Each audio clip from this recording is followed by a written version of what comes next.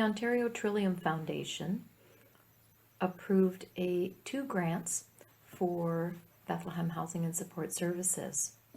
The first one was a seed grant, where we introduced a supportive housing service model that included tenant housing services. The second was a grow grant to continue testing that model, where we had an opportunity to evaluate supportive services with an objective to strengthen tenancies and increase housing stability of our tenants.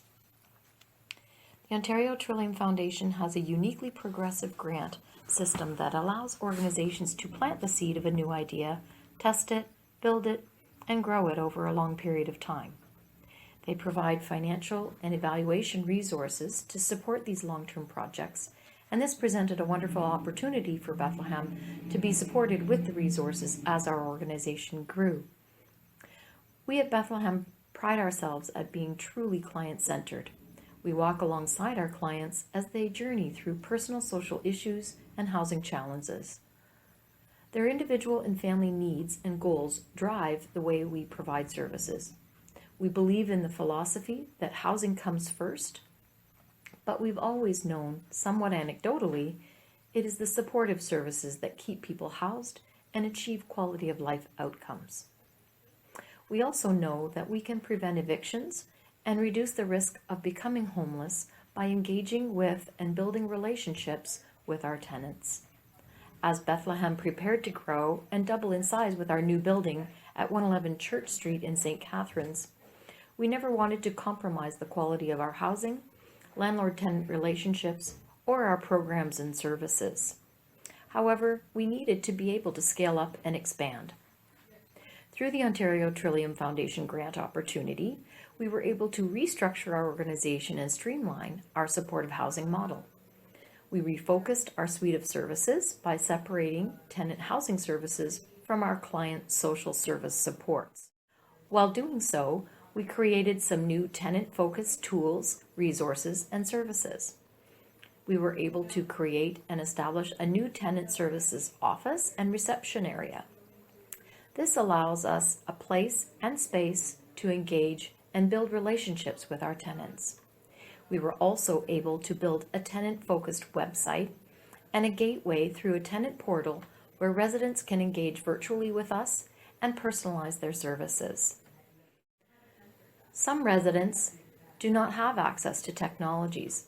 The grant allowed us to purchase an AODA compliant tenant service kiosk that we were able to install into our community rooms so that all tenants would have easy access to our services virtually as well as in person in our offices. These are just some of the new elements of service and engagement tools that we have created and adopted to support successful tenancies. This was an opportunity to capture our new program strategies, tools, and resources into a complete best practices service model that could be scaled up as we grew and we evaluated the model as clients engaged with them. The GROW project became an evidence-based opportunity to prove that supportive housing works and it changes lives. The grant is in the category of building prosperous people, and it started in 2018, and it will be completed by the end of this year.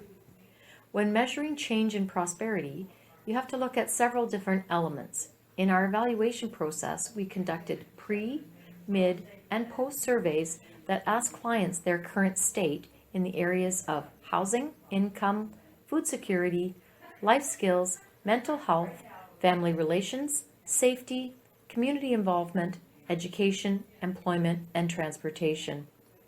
The visuals that you see are a collection of charts that capture the current state of over 300 of our households, clients, and tenant participants at 3 different points over the past few years in each of these domain elements.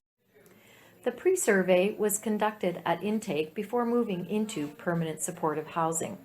Mid-surveys were about 1 year after moving in, and we are in the process of conducting the post-surveys after 1 year of housing.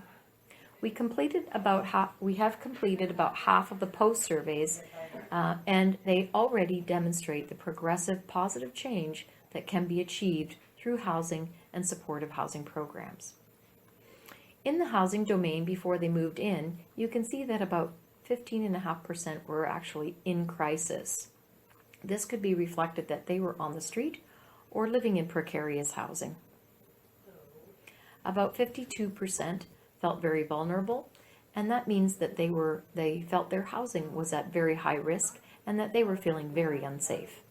6 months after they moved into supportive housing, we surveyed midway, and you can see a significant change already of almost 90% that were feeling that their housing was safe and adequate, and they were starting to feel empowered to build their own capacity for quality of life.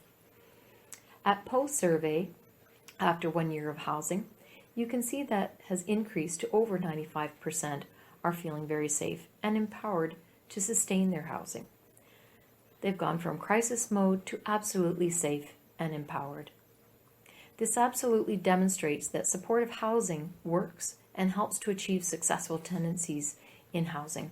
Once people are housed, they were able to manage other elements of their lives, even at their low income levels. The other domains demonstrate positive progress and change, particularly with income, food security, family relationships, as well as feeling an improvement to access of transportation, which impacts a better quality of life.